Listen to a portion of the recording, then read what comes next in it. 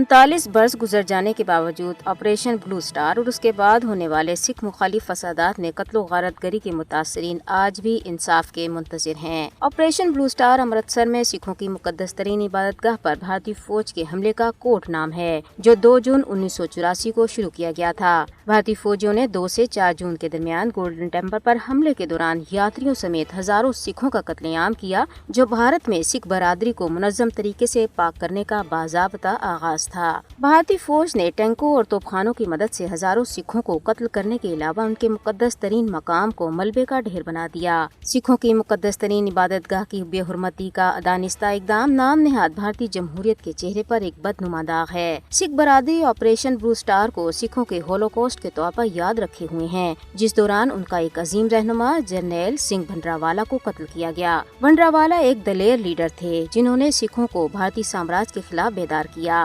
Operation بلو star نے سکھ برادری کی نفسیات پر گہرے اثرات چھوڑے ہیں۔ گولڈن ٹیمپل کی قتل عام کی ہر برسی پر سکھوں کے لیے خالصتان کے نام سے ایک علیحدہ وطن کا خیال شدت سے تازہ ہو جاتا ہے۔ بھارت کے خلاف سکھوں کی لڑائی دراصل ہندوتوا کی بالادستی کے خلاف جنگ ہے۔ سکھ ایک بہادر قوم ہے اور وہ مودی کے تسلط پسندانہ عزائم کو کامیاب نہیں ہونے دیں گے اور اس وقت تک آرام سے نہیں بیٹھیں گے جب تک کہ وہ اپنے لیے علیحدہ وطن خالصتان حاصل نہ کر لیں۔ مقبوضہ کشمیر میں بھارتی فوجیوں نے اپنی ریاستی دہشت گردی کی تازہ کارروائی میں دسل مہاری راجوری میں ایک کشمیری نوجوان کو شہید کر دیا ہے۔ SIU نے ضلع اسلام آباد کے علاقے کوکرناگ میں حریت کارکن محمد اسحاق ملک کے زیر تعمیر گھر کو ضبط کر لیا۔ پاکستان نے عدالت کے ذریعے ممتاز کشمیری رہنما محمد یاسین ملک کو سزائے موت دلوانے کی مودی حکومت کے تازہ ترین اقدام پر سخت تشویش کا اظہار کیا ہے۔ دفتر خارجہ کی ترجمان نے کہا ہے کہ بھارت کا یہ تازہ اقدام سیاسی انتقام کی ایک اور مثال ہے جس کا مقصد کشمیری قیادت کو خاموش کرنا اور کشمیری عوام کو ڈرانا ہے۔ اسرائیل نے تعمیرات اور نرسنگ سمیت مختلف شعبوں میں کام کرنے والے فلسطینیوں کو نکال کر ان کی جگہ پر 42,000 سے زیادہ بھارتیوں کو بھرتی کرنے کا فیصلہ کیا ہے۔